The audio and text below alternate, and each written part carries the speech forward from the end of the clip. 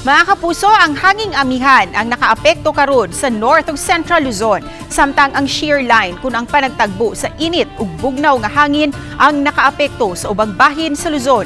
Apan dinhi sa Kabisayan, init ug igang nga panahon ang masinati hangtod na karong weekend, kay walay nakitang daotang panahon sulod sa Philippine Area of Responsibility.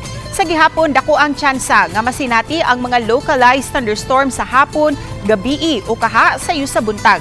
Busa, mas maayo mga kapuso nga kanunay magda sa inyong mga payong matagawas sa inyong mga panimay, pangbatok sa uwan o kaha sa init.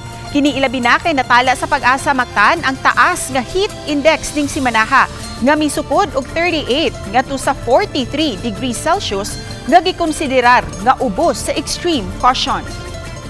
Aside from thunderstorms, we have to take precautionary measures also kining taas na heat index. So stay hydrated ta, so inom daghang tubig, and kailangan natay mga pananggalan sa init. Ilabi na there is between 10 AM up to 4 PM diha nato ma-feel ang init na panahon.